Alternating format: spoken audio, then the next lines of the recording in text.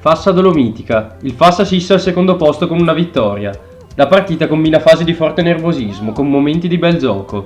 I locali la sbloccano al minuto 10 con Bolzani, ma gli ospiti sono pronti a reagire, difendendo e contrattaccando. Il pareggio arriva quindi al 25esimo con Gabrielli con un bel pallonetto. Nella ripresa il Fassa attacca in maniera più audace e Zanoner, subentrato, la mette dentro su imbeccata di Porcu. A squadre stanche il Fassa sigla il 3-1 finale, grazie a Piccoli. Fiemme Telde. Bel pareggio tra Fiemme e la compagine giallo-verde. Nella prima frazione la partita non ha molti sussulti, con il Fiemme che ci prova timidamente con Valle. Il Guiz arriva solo nel finale di tempo con la bomba di Lorenzo Micheletti su punizione. Nella ripresa su penalty Varisco riporta il match in parità, per poi prendere in mano suoi e fissare il parziale sul 2-1. Al 75esimo, con il Fiemme in pressione, il Telde azzuffa il pareggio grazie alla rete di Nervo, facilitata anche dall'espulsione nel Fiemme. Finisce 2-2.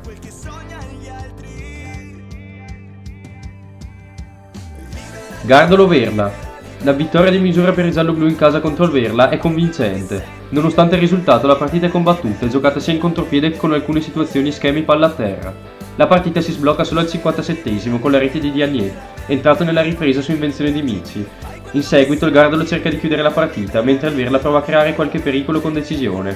L'esito finale però è uno solo, ossia la vittoria per 1-0 del Gardolo. La Rovere Calceranica. Il Calceranica inizia a fatica una partita folle a Rovere della Luna. Gli ospiti fanno la partita e trovano il vantaggio al 25esimo concetto. Lo shock arriva però al 30esimo con il pareggio di Weger, ma gli ospiti non si fanno intimorire e segnano con Baldessari. A un minuto dalla fine del primo tempo, Lazzaro pareggia. Nella ripresa gli animi si surriscaldano molto. Dal Piazza viene espulso per comportamento violento. Negli assurdi 10 minuti di recupero, il Calceranica trova il vantaggio con Moser. La partita termina per 2-3 nella furia della Rovere.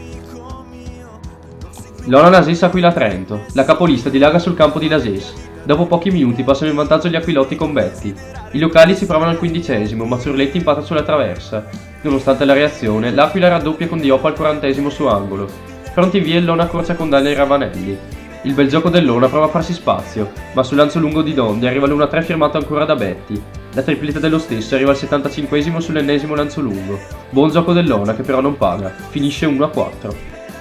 Mattarello Calisio. Convincente vittoria del Mattarello in casa, a partire bene però sono gli ospiti, che trovano il vantaggio al 20esimo con Santuari, dopo una bella punizione. Il Mattarello però vede il pareggio negato a Bisognin per un tappino a porta vuota su cross della linea di fondo. Assurdo. Il pareggio arriva comunque poco dopo con Floretta. Nella ripresa ritorna buona dimanda all'infortunio che realizza pochi minuti dopo. Il Calisio si riversa avanti, ma inevitabilmente concede spazio il gol a Francesco Pedrotti. Arriva la prima vittoria stagionale per il Mattarello, finisce 3-1.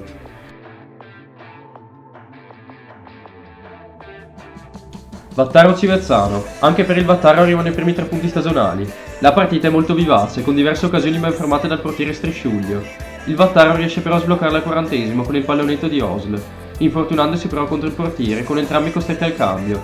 Nella ripresa si scopre il Civezzano senza creare grossi pericoli. Il Vattaro ci prova in contropiede con Dellai e Maestri, ma è solamente il preludio al 2-0 finale firmato al 90esimo proprio da Maestri.